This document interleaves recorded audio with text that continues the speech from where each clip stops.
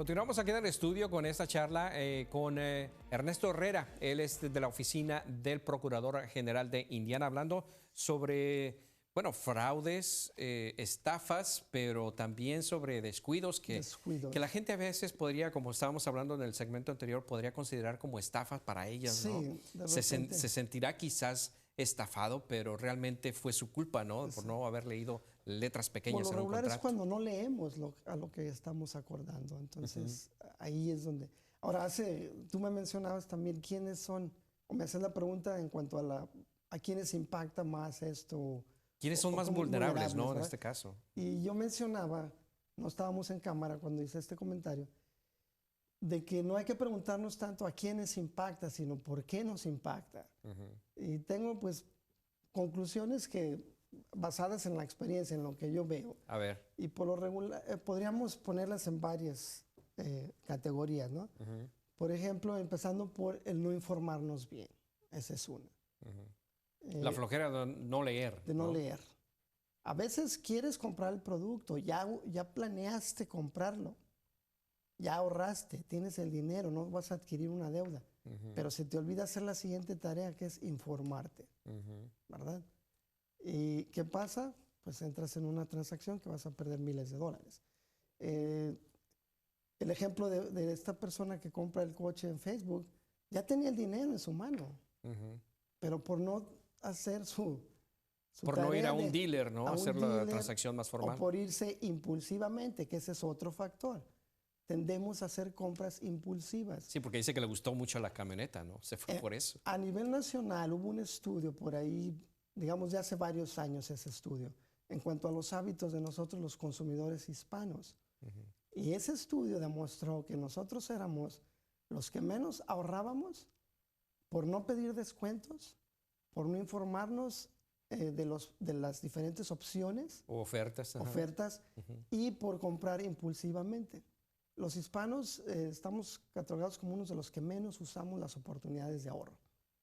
¿Por qué? Porque compramos simplemente. Entonces, hay que educarnos en ese sentido. Yo no le llamaría que somos completamente descuidados, pero simplemente no hacemos nuestra tarea de decir voy a comprar esto, de informarnos y tener paciencia. Porque hay gente que me dice, me llama y dice, y voy a platicar un caso muy, muy presente, no voy a dar nombres ni nada, pero esta persona me llama y me dice, estoy a punto de perder mi matrimonio por la compra de coche que hice. Habían firmado por un automóvil que estaba muy fuera de sus límites. Las mensualidades iban a ser creo $600 al mes, más o menos. Iba a ser un muy buen coche, pero una deuda de 7 años. A 600 al mes. Cuando el empleo ni siquiera se tiene asegurado. Entonces estás trayendo a la ruina a toda tu familia por algo tan impulsivo, ¿no? Sí. Y esto va conectado a la cuestión de no comprar, de excedernos en nuestros límites de presupuesto. Si es que hacemos presupuesto. O usar tarjetas de crédito, ¿no? Tarjetas de usar crédito. dinero que no tenemos. Exactamente. Se gasta el dinero que no se tiene para comprar cosas que no se necesitan para, entre comillas, apantallar a gente a la cual no nos importa. Ya entré un poco en la informalidad, pero es que esa es la verdad. No, claro, por supuesto. No, y es que así somos los hispanos, ¿no? Hay que comprar una camioneta grandota para que me vean ahí, ¿no? Exacto, aunque nunca vayas a cargar herramienta en la camioneta, pero hay que apantallar. Y ya estoy seguro que con estos comentarios me estoy haciendo algunos enemigos aquí en el programa, pero no importa. Lo ideal es estar conscientes. Otro factor, otra categoría. Otro factor es y este está muy bien documentado, el fraude de la afinidad. El factor de la afinidad en cuanto entramos a ciertas transacciones o ciertas situaciones de negocio o de compra. Habla mi idioma, voy a confiar en él. Es hispano. Es hispano, va a la misma iglesia que yo, participa en la misma congregación, puedo confiar en él. Y no siempre es así. Claro. Ya hubo un caso en años anteriores y esta persona era empleado del Estado, del gobierno. Y él era pastor, no voy a decir nombres tampoco. Pero él estaba defraudando a gente, prometiéndoles ciertos trámites migratorios.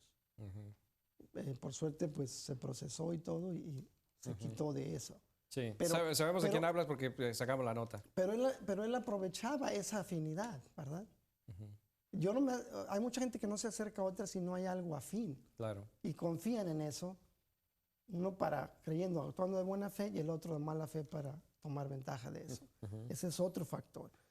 El otro, pues la cuestión de la edad, y yo lo añadiría al aislamiento.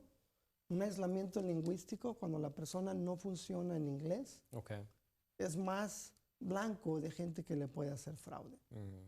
Porque no va a saber, regresamos a lo mismo, la naturaleza de la transacción, los términos, el papel no lo va a poder leer, alguien se lo interpreta mal. Entonces, y va aunado a un aislamiento porque esa persona no tiene conexión con organizaciones, con gente que le informe cuáles son sus derechos o cuáles son las formas más adecuadas de funcionar económicamente. Esa es una. Y la cuestión de la edad, que se aprovechan mucho hay infinidad de fraudes contra lo que es gente de la tercera edad. Porque además de la tercera edad, obviamente, se encuentran con, como dices tú, que no saben el idioma, buscan a alguien para que les ayude, quizás esa persona es quien A veces los propios familiares toman ventaja, le acercan el papelito de la herencia, por decir, o del seguro, o de la cuenta de cheques. Fírmale aquí, solamente necesito esto. La persona no se da cuenta que está firmando una carta a poder. Exacto. Tenemos un minuto. ¿Tienes algo más que agregar? Quizás recomendaciones. Quizás no andamos mucho en algunos ejemplos, pero las recomendaciones son las ya de cajón. Informémonos, hagamos decisiones bien informadas, no seamos impulsivos. Si no lo compra, si no lo necesita, no lo compre. Y si lo va a comprar, pues haga su tarea para que le sea mejor, ¿no? Así es. Buen resultado. Y agregaría yo, no hay que ser flojos, hay que leer. Porque obviamente leer, y si nos dan un contrato en un idioma que no entendamos, pues hay que pedir la traducción. Exacto. O llevar a alguien que realmente confiemos que nos traduzca o interprete. Y como dice el dicho, según el sapo es la pedrada. Si vamos a comprar una casa que nos va a costar de esas ofertas a veces, que hay mucho negocio sobre eso, casa de 25 o 40 mil, ¿cuánto te cuesta pagarle a un abogado experto en esas transacciones o a un vendedor que sea experto? 100, 200, 300, 400 dólares y tu transacción es segura. Entonces, informarse.